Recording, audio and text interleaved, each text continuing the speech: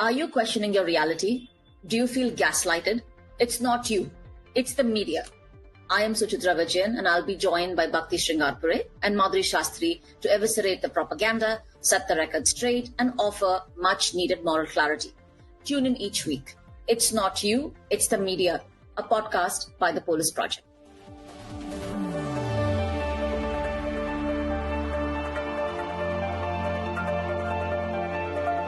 So today's episode is called If Book Reviews Could Kill, because guess what? Book reviews can kill entire careers. They can cancel books before anyone's even read them. And book reviews, like any other type of writing, can dehumanize entire groups of people, support wars and genocides, and, well, the actual killing of people, right? So we've decided to dedicate an episode to what seems like a harmless, amusing genre of writing, book reviews, but it's not. So essentially, if we have to define book reviews, it's a piece of literary criticism or an evaluation of recently published books. And these are extremely vital part of all newspapers and media outlets.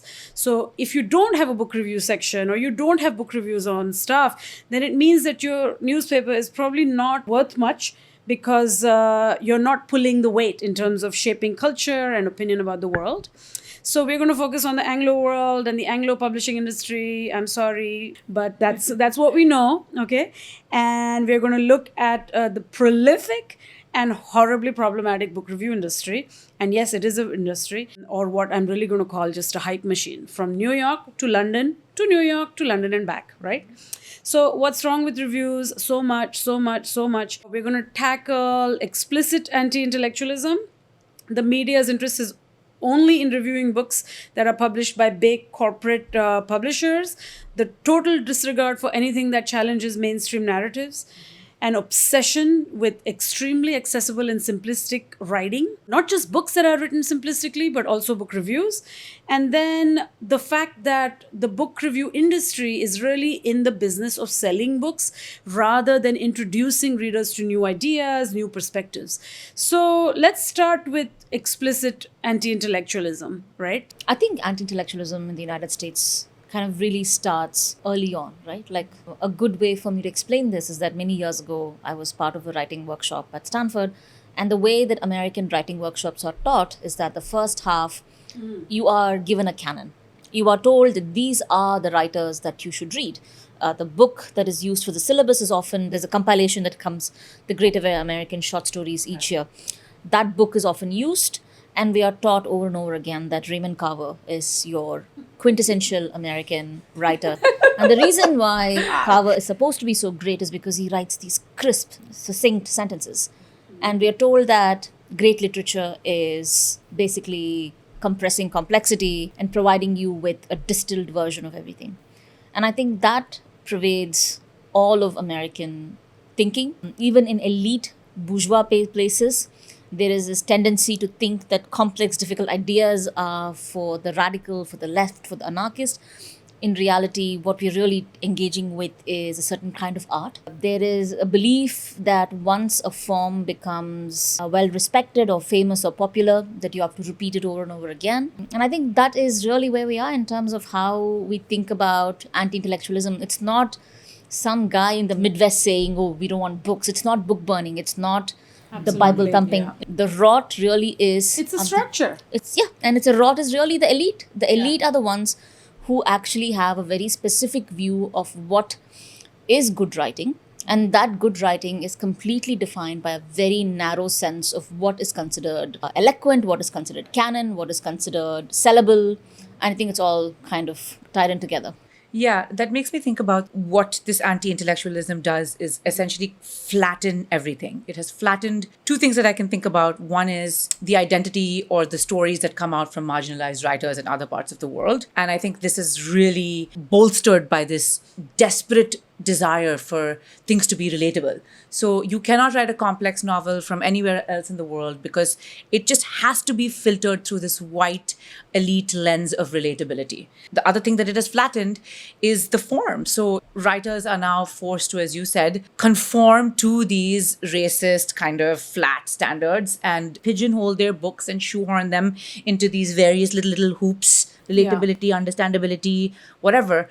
and you get really the same novel. And these are the novels that we have been told, when if you are writing from Africa or from Asia, like this is the one story. You can tell this is what is marketable, but your prose has to be like this, your English has to be like that, and it just has to be relatable to someone in the heart of America who's reading it. Otherwise, it's not worth the time or I the have a effort. good story to complement that. Bhakti knows this. Many years ago, when I was looking for my first agent, the first book proposal of which became Midnight's Borders, I took it to an agent. This person looked at my thing and said, "You're very sellable. I can pitch your book as Eat, Love, Pray meets Passage to India." I think what is interesting in that experience is that it kind of tells you how to pigeonhole a certain person. This was a book about rethinking borders. It was a book about excavating stories. And one of the things I wrote in my book proposal was that I didn't want to be the story.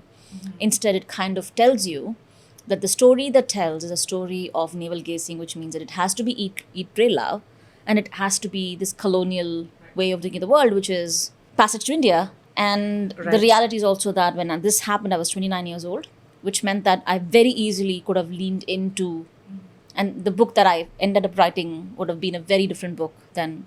Of course, but I think what I'm realizing is that we've given up a chance to turn you into a marketable, heavily photographed writer whose every skirt and dress would have been discussed at length, and New York Times reporters would have popped up in your apartment trying to take fabulous photos of you. I still think I have it. Look at me. I still think I have a shot you at this. still look good, but does everyone know that? You know, And what is I mean? everybody fighting to play you in a biopic of Are you? you the next Jhumpa Lahiri or not? You know, that's Yeah, exactly. Yeah. That's it. You are so I have flattened. FOMO for a life that I didn't have. Yeah. You really missed out there. So, I mean, one of the things in which you can think about what we're calling anti-intellectualism is to also just ask what sort of books get reviewed, right? What is it out there that gets reviewed? And of course, I think there's a disproportionate focus on novels. It's always novels, storytelling, style. This person has a new style. This person has written something from some other small town, wherever, right? And there's always this obsession with reviewing novels. When books do get reviewed that are books of ideas, they're called, first of all, nonfiction. That's already weird. They're defined by what they are not. And what these books are generally these very popularized, strange sort of books that are not, say, from academics. Okay, look, I can do 6 episodes on why I hate academia, but is academia a place where interesting ideas come out? Absolutely. Is academia a place where there is some kind of technical writing that you have to wrestle with? Absolutely. But they will not wrestle with that. So we end up with books like The Outliers, or If Women Are From Mars and Men Are From Venus, or books The like World is Flat. The World is Flat, everybody's favorite, an explicitly anti-intellectual, unscientific, bizarre concept, which gets reviewed, and of course it's New York Times darling Thomas Friedman, and then it just goes out there. And actually, I forgot to mention before, I got the title for this particular podcast from one of my favorite podcasts. It's called If Books Could Kill, which is co-hosted by Michael Hobbs and Peter Shamshiri. And they have this hilarious line that says, "The airport bestsellers that captured our hearts and ruined our minds." And it's just so funny. And essentially, what we have are these kinds of ideas, like people trying. Outliers became so popular that at some point, people were trying to hold back their kids when they were entering kindergarten so that they could have certain advantages that you get if you enroll your kids late into school, physical and intellectual, apparently.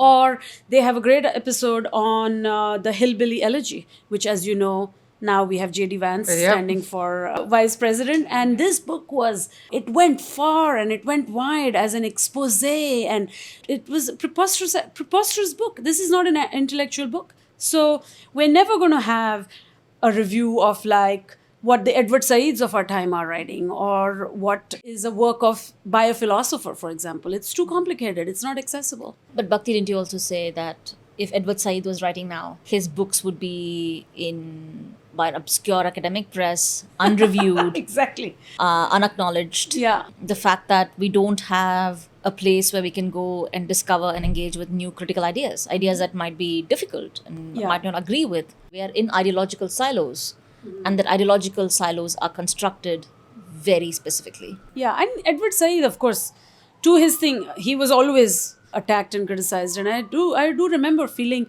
absolutely broken when in 2003 they wrote an obituary in the New York Times that was just completely, it was a takedown essentially that labeled him as some sort of a terroristic person, this horrible guy who stood for Palestine. It was heartbreaking.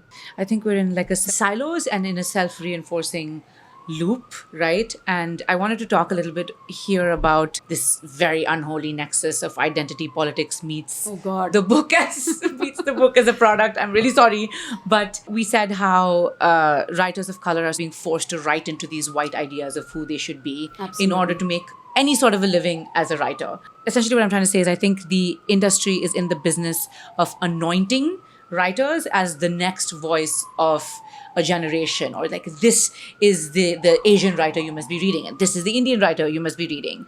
And when such a person is anointed, it prohibits anybody from critically engaging with their art, or even okay, critically yes, but even honestly engaging with the art, because in this neoliberal world that is defined by identity politics, the book is just a part of the writer. It just doesn't exist independently of the writer. It's as if their art cannot form independent relationships with the people who read them. And so any critique of the book or any engaging with the book is perceived as a critique of the person, of the writer who's doing it. And the problem with this is that there are so many mediocre, white, caste privileged, whatever it is, elite writers, but they are allowed to be mediocre. They are allowed to fail. They're allowed to come up. But that's not afforded to marginalized writers. And so even if you as a reviewer want to critically engage with a marginalized writer's work, you're very well aware that this could be the end of their career. And nobody wants to do that. Nobody wants to take down the next marginalized writer. And at the same time, these books are then existing in this like exalted position where they can't be touched. And they allow the industry and publishers to sort of check their boxes. Like, oh, next big woman of color writer, check. Oh, she also happens to be Black, check. And then that's it. And we would think that this would open up the door to more marginalized writers, but it doesn't. It actually actively shuts it. I'm actually reminded of a review in the LA Review of Books by a certain writer that was hyped to the T. This is a woman of color, reviewed by another professor of color, which I thought was thoughtful, gracious, well-meaning, but also kind of interrogates the difficult ideas. When that came out, the author accused this other writer, the reviewer, of being white adjacent, claiming that you too are like a white person. The review was truly, I felt, incisive and smart. It was incisive, smart, thoughtful, and gracious. It says why. I think you know. Yeah, I absolutely do. Well, I hate all this insider baseball, but I'll ask you all later if you don't want to mention this. Mention this stuff. That's fine. I don't want to be accused of being white on Twitter. Yeah. With someone with 100,000.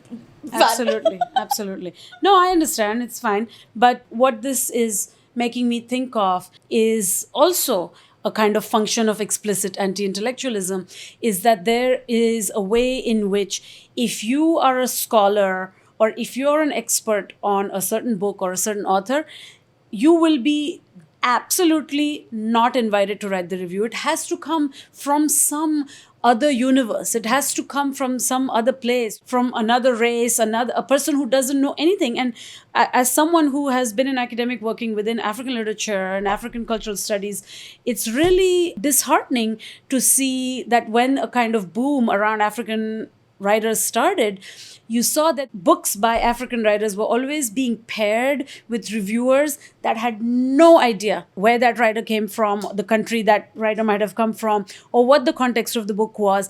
And it had to be a sort of voyage of discovery, which is just kind of as colonial as that gets. And I know that the mistakes being made were horrendous, and this has not really changed. Sometimes you're getting pairing, that's okay, but for the most part, the book reviewer is always somebody who knows nothing about that place. And I still remember when a friend of mine who wrote about an African country and wrote this very African novel, she was being reviewed in the New York Times, and she ended up writing a letter to the New York Times because she said, look, I can tell that the book reviewer has stopped reviewing this book at page 81 or whatever, has stopped reading this book. It is that evident. The other incident that I recall, which is much more recent, is when Tsitsi Dangaremba, her third book, This Mournable Body, came out, and there was a lot of hype around it. This is a writer that her book, Nervous Conditions, has been read across the planet. It's assigned constantly. But wow, mainstream media discovered her because the booker anointed her. So now suddenly there was all this hype about her. They found, I don't know who to review her book, but that woman immediately made a mistake. She said this is her second book in 30 years or 20 years, completely oblivious to the fact that this is her third book and that this is a trilogy. And this was not fact-checked? No, they didn't fact check. That got published. It stayed like that for a while. I think later on, maybe they added something, the note they add at the end. Yeah. Yes, a retraction or something like that. I'm not even sure. But it just stayed like that. This is a trilogy. You have to review it like a trilogy. This is the finale of this character. But Bhakti, black and brown writers don't get that luxury of fact-checking, of it's Detailed just engagement. detailed engagement. Like, they absolutely don't, because even if someone has renown can be so Yeah. dismissed by the New York Times, like what hope do other black and brown writers have? But it just, they are so dismissive because, oh, this is just some writer in Africa. But that sort of also reminds me when you said that it was just some random person who was called upon to do the review. It sort of makes me think about my earlier point that everything has to be funneled through this lens of white relatability. So if Melissa from Milwaukee can understand what the book is about, only then is it worth reading, That's my friend. What are you saying about Melissa from Milwaukee? Well, she got Tsitsi's book. Yeah, exactly. Because of that review. No, absolutely. No, this is just, unfortunately, this particular thing, specifically as I have tracked it for African literature, is one of the most heartbreaking things for me. Because when Abdul Razak Gurnah from Zanzibar won the Nobel Prize in 2021, all hell broke loose. All hell broke loose. They had nobody for quotes. Random people I knew were being called for quotations on who's this writer? What's this writer? And I still remember that some rumor had gone around that Paradise is the book to read. That's the book to read, because all his books many were out of print. All his books were not available, especially in the US, much more available in England, which is where he lives, but not in the US. And I know that there were libraries, public libraries, where there were massive waitlist queues. I know my mother-in-law in Chicago was number 29 on a waitlist queue at the library for Abdul Razak Gurnah's Paradise. And Amazon priced it at $490. I remember keeping and saving that screenshot because I thought this is just the most preposterous thing I have ever seen. He has written 10 novels, by the way. There's a zillion academic essays on him. If you want to look, you can find. But no, we cannot call upon those experts because that is simply wrong. And soon the establishment got a hold of itself and eventually began to commission some sort of writing on his books. And I remember being so inflamed by the New Yorker because they have the money, the capacity to solicit any writer, any expert who would write a wonderful profile of him. But they picked this white woman who had read like no more than 2 or 3 books of him and offered some pithy observations, all well-intentioned, all good, nothing wrong. But why? Simply why? And it was a really illuminating moment. It was a moment of unmasking and unveiling. And it also showed just how kind of structural all of this stuff is. It's depressing. In this vein, I think this is going to be a shameless plug for my father-in-law, who is the novelist M.G. Vasanji. But I think it was kind of bizarre to me how he was excluded from these conversations about Gurnah or any sort of like public engagement about Gurnah. And it also baffles me now that I'm talking about him, how he is a very celebrated East African Canadian novelist. He's, if you look at prizes as a metric of success or whatever, Giller Prize winner. 2-time Giller Prize winner. And yet 14 books. 14 books. He's an OBE, like any sort of medal that a state could bestow on its artist. And yet somehow the only sort of great Canadian novelists that we think about still are Margaret Atwood, Alice Munro. And there's just no scope for like the broadening, because this is not what a Canadian novelist is supposed to look like, right? Yeah. So it's just really bizarre just thinking about sort of the flattening of identities and who has been excluded from these conversations. Yeah, absolutely. I was just thinking, I think almost a decade ago, I had friends in the journalism school and catching up over coffee. And one of them said, Suchitra, we're all just exchanging box files of James Baldwin's writings. We all want to write like him. And my first response was, but why? You want to understand why James Baldwin wrote the way James Baldwin did because of where he came from. There is a cadence to the way he speaks and writes because of the churches, the sermons that were part of his upbringing. He was someone writing about the beloved people of his life being assassinated. And he was writing from rage, from anger, but also from love. It's impossible for someone like me to ever write like him because it can never be. But what really I was taken aback was that how everybody so openly said that they wanted to imitate the way Baldwin wrote. It's preposterous. I know. And how the professors had told them that, again, this was a decade ago, 2013 feels Fine, like I'm a sure very it's different changed. world. I doubt it. But I was very taken aback by the sense. And then you realize that these journalism schools take great writers and turn them into photocopies of each other. And I do Right. this when I teach my class, when I print 4 or 5 essays of men of a certain age, especially Indian men of a certain age who write. I kind of hide who they are. And I ask my students to say, can you tell me the difference between these writers? And my students always come back and say, it's the same person. But all of these 4 pieces that I give them belong to men of a certain age, across religion, across caste, of course, all of them immensely privileged. And you realize once you hide the name, you really don't know. And the idea that you take great writers and journalists and take them into cookie cutters of each other, and often you're taught to write for the New Yorker. Right. You're taught to write for the New York Magazine. You're taught to write for the New York Times. Absolutely. And I've never once seen a great writer or reporter go through these schools and come out better. If anything, they become a replication. Of course, there are some notable exceptions. But for me, it's just the idea that you would read James Baldwin wanting. I feel like, just- Suchitra, that you're leading us into some sort of a shade towards Ta-Nehisi Coates. No, you're not. You're not. Absolutely not. No, but I mean, that's a good example for us to... I think so, that's yeah. like, it's like all the media attention is on him. Okay, has been in the recent past and is going to continue for at least another week, right? Because I don't know we know what a news cycle is like 24 hours, but I think a book review cycle and the pure book celebrity that he commands is going to take us through at least a 2 or 3 week cycle, right? So essentially, if you've been living under a rock, may I summarize to our dear listeners, is that Ta-Nehisi Coates has written a book called The Messenger.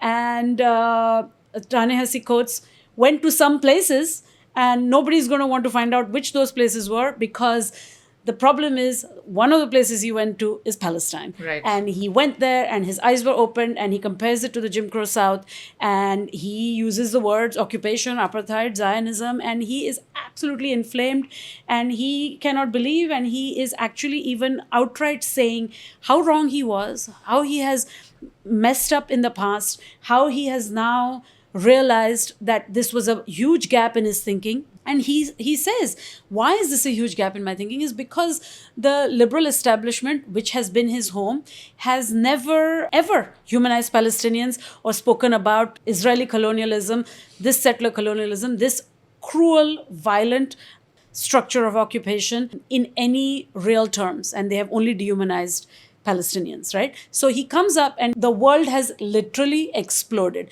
He has taken New York world by fire. He has been on every major talk show. He's going to be written about in every possible magazine. And what's hilarious, of course, is this same establishment had crowned him king, the next James Baldwin. I'm sorry, I was never into that particular thing, but I was always grateful for his insights. I think he's a very sensitive writer. I think he's very much needed in the moment, in the last decade and so on. So here is a writer.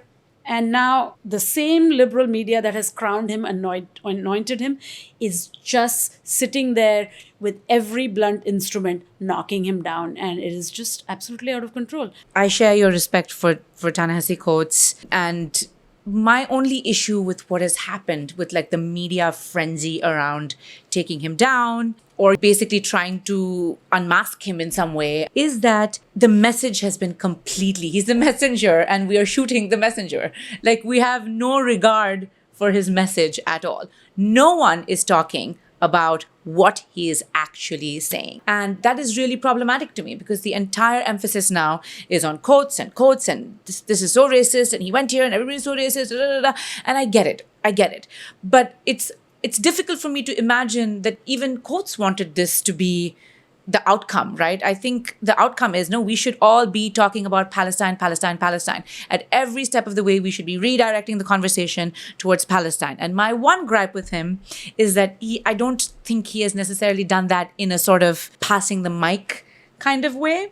I would like to have seen him resurrect his Twitter account, which was very popular before he deactivated it, and really platform Palestinians. But that hasn't happened. But I do want to say what I think. But sorry, I think Madhuri, I take your point, and that's what happens with celebrity activism, right? When Taylor Swift endorses Kamala Harris, it all becomes about Taylor Swift. It doesn't become about the campaign or what Harris stands for. And the celebrity activism becomes just mired in debates about the celebrity's personality, their past, and how he said this and how she said that. So I understand that he's gone deep into that trap. But to your point that he should be passing the mic to Palestinians, 100%. But it's kind of funny because it reminds me of Parul Sehgal's review in The New Yorker. Parul Sehgal's criticism of Ta-Nehisi Coates, some of them were definitely criticism that one had to listen. And yet it felt so disingenuous because the time, the context, and how it was done. But the most important thing is that here is a writer who is, for all purposes, really taking down a writer. But why now? And from where? Yeah, exactly. And from where is the most important question.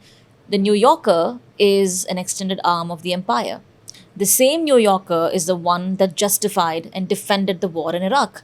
The same New Yorker that continues to platform white writers in their magazine. I think Erin Overby, who was the archival editor at New Yorker, came up with this thing where she sees that the way New Yorker diversifies is to really platform black and brown writers and relegate them to the digital, where you are paid a few $100s for a piece at best, while the print, which an essay could get you few $1,000s at the least, is still reserved for predominantly white writers. Mm-hmm. The same New Yorker that will platform a Palestinian and yet refuse to clearly articulate that this Palestinian from Gaza, this writer and poet that you are platforming, was not detained, but illegally kidnapped and tortured. And when you are writing from this place, why then are you writing to claim that this writer, and all of the critique was that how he takes up space, but in reality, what ridiculous. he does is exactly what Palestinians have asked us to do, Yeah. which is to say, if you see in us your lived reality, speak up. And of course, that's what he does. Absolutely. Well, actually, sorry, just to this point. Yeah, go on.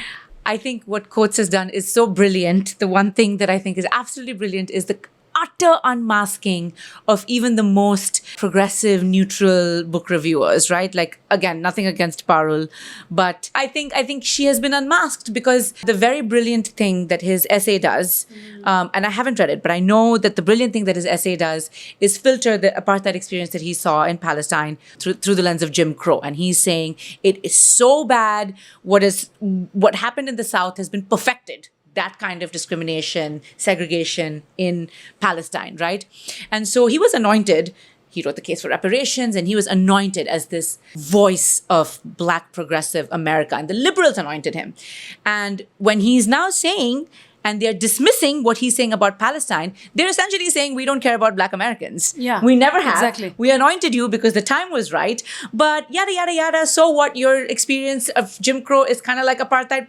Never gave a crap about that anyway. Can I also add one to this? Like, I completely agree that Coates must be passing on the mic to more Palestinians. We want to hear from Palestinians. But I also want to say that the few Palestinians who do get those panels, let's just look at how they are so poorly treated. Yeah. Nora Arakat, every time she gets on an interview, it's like she has to first spend the 30 seconds explaining to her why Palestinians are human. Mm-hmm. Yeah. There was a particularly painful episode for me because I saw Amna Nawaz of PBS, who I genuinely like and I think she's done some good work, ask Nora the exact same questions. when Nora is like, how can you continue asking me these questions a year into this genocide? Yeah. There are interviews of Muhammad El-Kurd that I see when, he says, are you okay with the violent dispossession and occupation of my land? Are you okay with me? And then you're thinking, Palestinians have always spoken. Right. Palestinians have always had the moral political clarity. They have always narrated to the world what's happening to them. And those few instances, even with Piers Morgan's show, when he brings on Palestinians, Oh my Oh, God. that's the worst. it's like, yes, you are passing on the mic, but even That's the not. passing on the mic feels like utter and absolute dehumanization of the existence.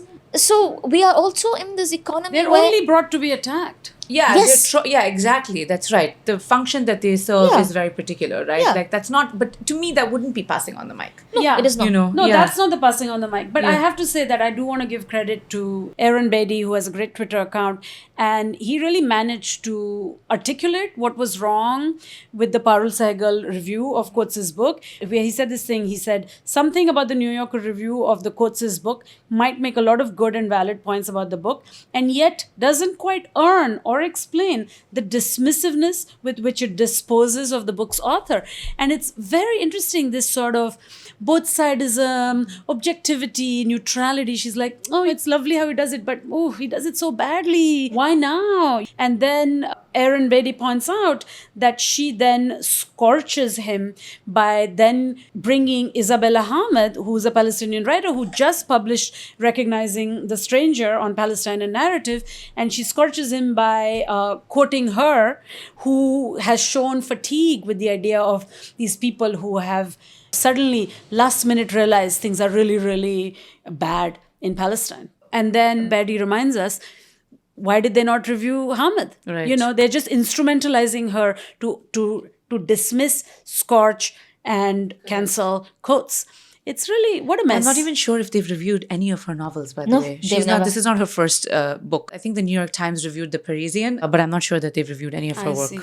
I think the Coates spectacle and debacle have really shown us that there is no concern in America. There is no understanding of the interconnectedness of non-white struggle and the long, long arm of the empire, whether it is in anointing someone and then dismissing their positions. And then when they point out a connection, an empire connection, saying, we don't care. Yeah, and it's kind of been fun at some level to see people who will not touch this topic with a barge pole having to engage because they don't want to be seen as anti-black or racist, and they want to continue to uphold what Coates means to our society, a sort of conscience.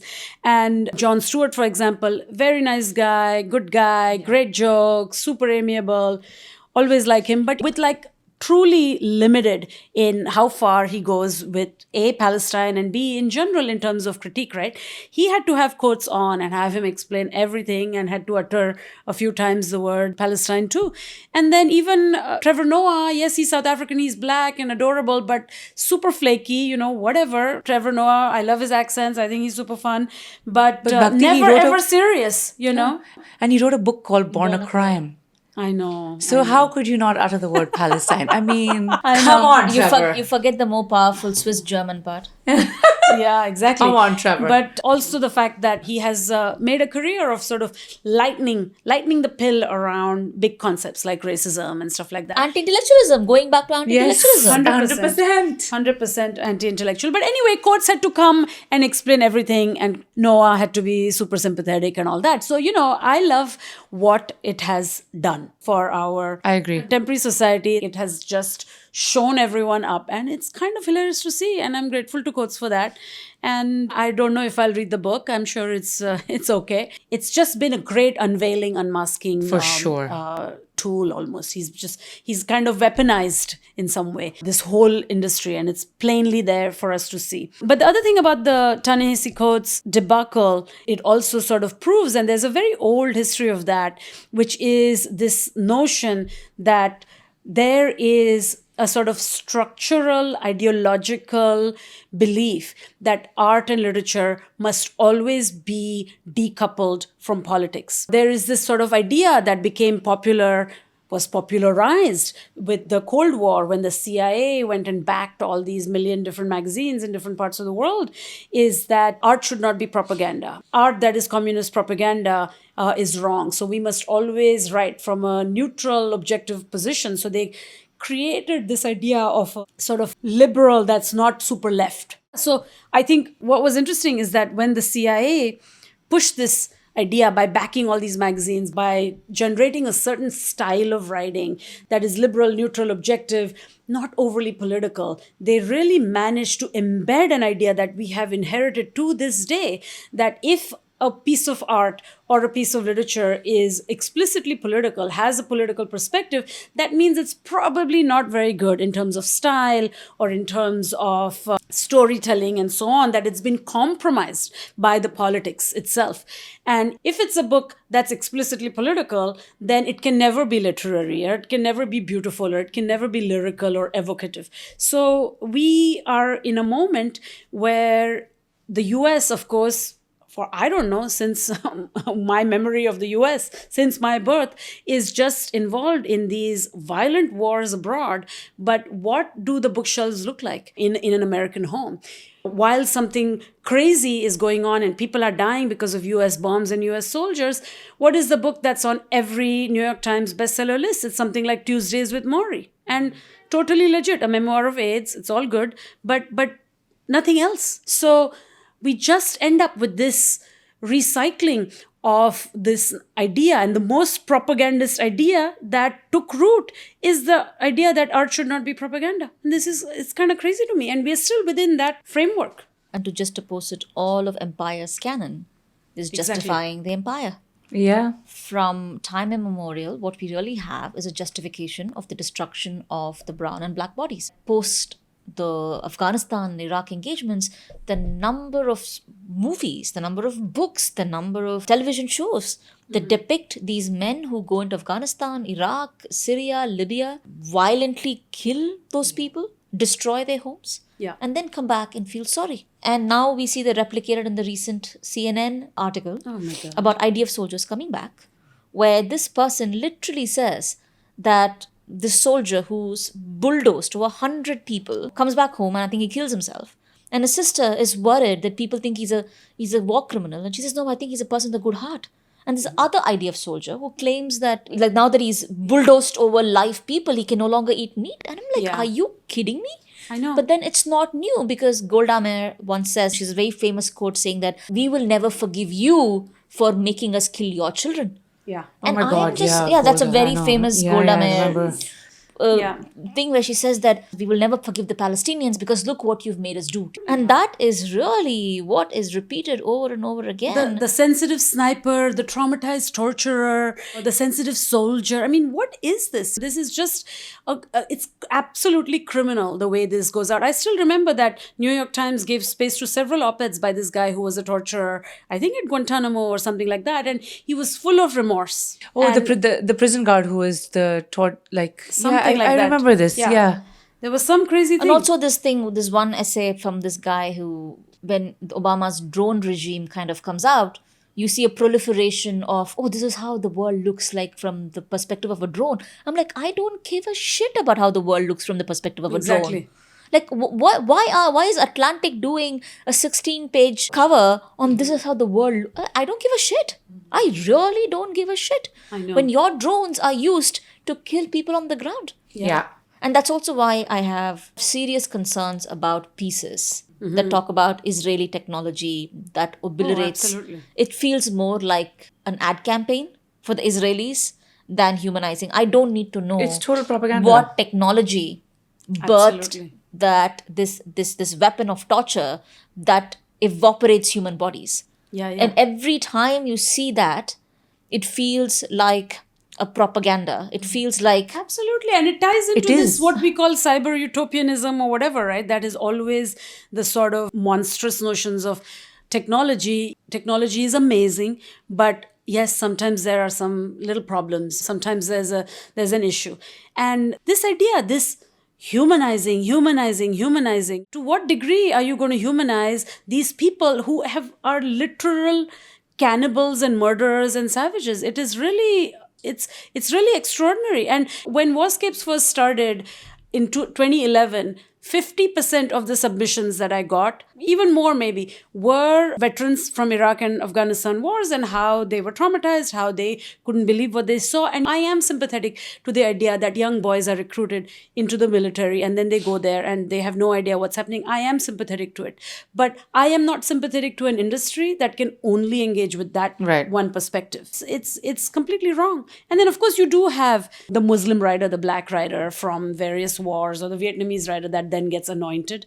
And that's also a type of meaning-making activity, right? You choose the one person, and you take that one person and you go with your hype machine, and that's the only view we're ever going to get from that particular thing. And I'm thinking of Khalid Hosseini and the Kite Runner, which is like, for a long time after 9/11, that was the only thing anybody knew about Afghanistan, that they have these young boy dancers, that there's rampant rape and pedophilia, and just how bad these Afghans are and the Taliban are. And it's just sort of like, no shade to his book. It's a sensitive, good book, but it's the only one they ever found. But it also places it within the canon, like Oppenheimer. The film came out. Oh, the film, What was Oppenheimer doing? Oppenheimer was putting a man who created the atomic bomb as someone struggling with a moral question. There is no moral question. What moral question exists when you have obliterated, like you've destroyed people? There is no moral question. And now what will happen is that in 50 years' time, you will have some moron make a movie about the moral quandary of creating these weapons that annihilated Palestinians. There will be a story about a Palestinian kid who will become part of the Avenger moral universe, where this will be the origin story of, I'm just like, I cannot. I really cannot. And the review industry will just salivate. I'm feeling very depressed right now. It is very depressing because the cherry picking is also done, like the anointing and the cherry picking is not done to really give someone a leg up or whatever. It is done to clear their own conscience, to be like, there is a black woman writer. There is a Palestinian writer. Now the rest of you progressives, shut up. It is simply to clear their own conscience. And that is why it is so problematic to me. You know? I just want to take a minute to just talk about book review places that are good, right? I mean, you mentioned LA Review of Books. I think they're very good. I think Africa's a Country runs good reviews. Granted, I'm biased. I write for them. I think I write good reviews for them. Can I also plug that my first writing job was for Bhakti's Warscapes when I reviewed Aruni Kashyap's book. My first paid writing gig was... Yeah, there's lots and lots of wonderful alternate, smaller spaces that are going to explore a book and work through it and not be afraid, because they're not in the business of just trying to sell that book or that author or that author's clothes or whatever it is that these magazines are doing. That said, while there's still Oprah, I think this universe is still going to be a mess. Sarah Jessica Parker, Reese Witherspoon, and Mindy Kaling, I'm sure. I think Sarah Jessica Parker is not that influential, is she? I think it's Reese Witherspoon. That is an Sarah empire. Jessica Parker. Didn't she publish Fatima Mirza's book? Yeah, she didn't publish it. She made it into her book club pick. And then, you know, she had a dinner and there were like a lot of white women were at the dinner reading the book or whatever. I don't know. But it was very fancy. But, you know, I just also want to give a shout out to Biblio that does some good work. I think Biblio did a really great review of Vikram Sampat's book. He's like an Indian writer for historian, which I thought was an absolute masterclass. I wish they were more consistent. I wish they were more accessible. But I also want to point out that some of the best reviews I've read or heard in the last year is actually from Book Talk and TikTok. That review that I shared with you and Madhuri, the one of the Trinity of Fundamentals, I think is this young, I think she's Palestinian reviewer. I can't recall their name. They did this phenomenal breakdown of the Trinity of Fundamentals. For the non-Gen Z that listen to this, if they're listening to this, then I think we can call them video essays. Oh my.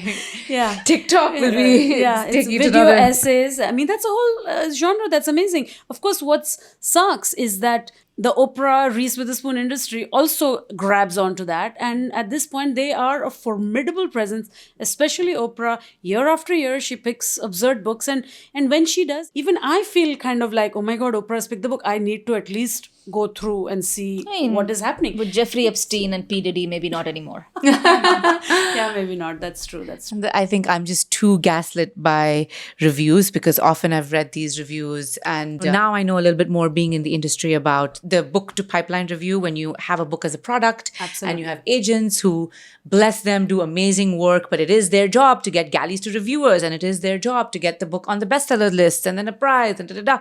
And once you know how books end up being reviewed, I think I look at every review with a jaundiced eye and I feel very, very gaslit by reviews. Yeah. So I'm currently, sorry to say, not very engaged in reading them and more invested in publishing good reviews at the Polis project. Yeah. But I do like this sort of word of mouth community. You know, I trust my friends. I trust them as good readers. Mm-hmm. And I do like the word of mouth that TikTok has sort of brought back, right? Absolutely. Because that's what the book review industry was trying to do. Like you have one reviewer and you trust their judgment. You're like, oh, this person, I trust their judgment. But that has just changed into this person parroting the views of their organization. Absolutely. I just want to say that Madhuri and I bonded over our mutual hatred for a certain book when it came out because it was so universally beloved. We were like, and she was like, what did you think of this book? And I was like, eh. And she was like, oh. And I was like, I think we're going to be good friends because how about you?